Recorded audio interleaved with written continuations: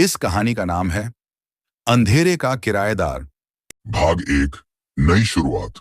सौरभ एक 27 वर्षीय freelance graphic designer था जिसने हाल ही में दिल्ली की तेज और बोझिल जिंदगी से ऊबकर हिमाचल की एक शांत जगह धारचला में एक पुराना किराए का घर लिया था।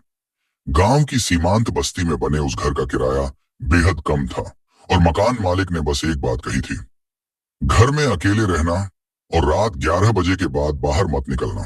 सौरभ ने हंसते हुए सोचा, पुराने गांवों में तो ऐसी बातें आम हैं। घर पुराना था, लकड़ी की छत और लोहे के जंग खाए दरवाजे, लेकिन वादी का दृश्य बेहद शांत और सुंदर था। भाग दो। घर की पहली रात सब कुछ सामान्य था, लेकिन जैसे ही घड़ी ने 11 बजकर 3 मिनट दिखाया, घर की छत से किसी के तेज कदमों की आवाज आई। धप धप धप। सौरभ चौंका, सीढ़ी से ऊपर गया। छत पर कोई नहीं था, सिर्फ एक पुरानी लकड़ी की कुर्सी थी जो हवा में हिल रही थी, जबकि हवा बिल्कुल नहीं थी।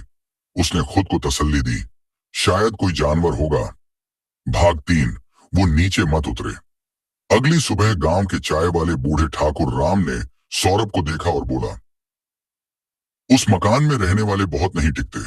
रात में जो आवाजें आती हैं वो सिर्फ आवाजें नहीं होती बेटा, वो बुलावा होती हैं। सौरभ ने मजाक में जवाब दिया, क्या भूत सीढ़ियों से नीचे उतरने को मना कर रहा है? ठाकुर राम ने आंखों में एक अजीब चमक के साथ धीरे से कहा, नहीं बेटा, वो खुद नीचे नहीं उतरता, तुम्हें ऊपर बुलाता है। भाग 4। 11 बजकर 47 मिनट। रात की छाया। तीसरी रात। सौरभ काम कर रहा था। लाइट चली गई। उसे लगा शायद गांव में बिजली गई होगी। उसने अपनी टॉर्च निकाली और किचन तक पहुंचा। तभी दरवाजे के बाहर किसी के खड़े होने की आहट आई।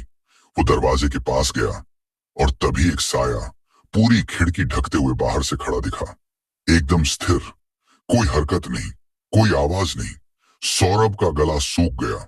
वह पीछे हटते हुए जोर से दरवाजा बंद करने ही वाला था, तभी नीचे मत आओ, किसी की फुसफुसाहट उसके कान में गूंजी, जबकि वो अकेला था।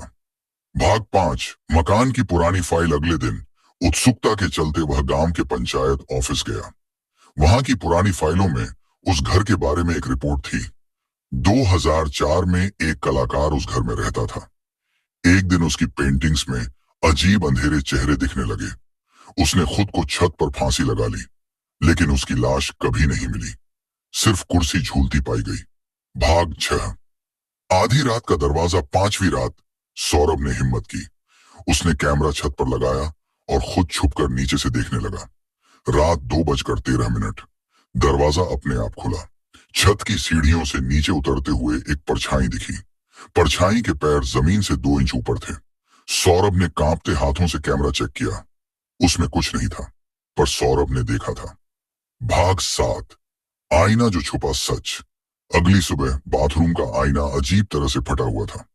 उसे साफ करते हुए सौरभ ने पहली बार आईने के पीछे एक स्लैब देखा, जिसे हटाकर एक छोटी सी छुपी अलमारी खुलती थी। उसमें बस एक चीज थी, एक स्केचबुक।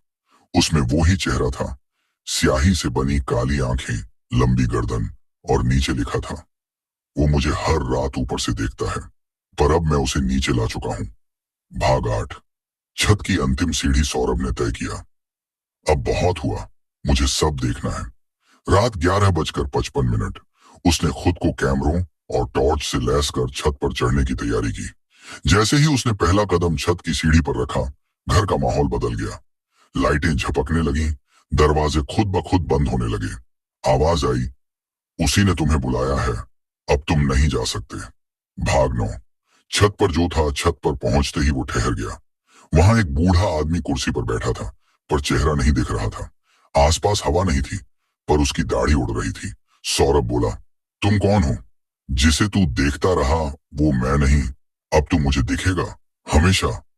कुर्सी घुमा, पर वहां चेहरा नहीं था, सिर्फ गड्ढा, काली गहराई, और उसी गड्ढे में सौरभ की आंखें खींचती चली गईं।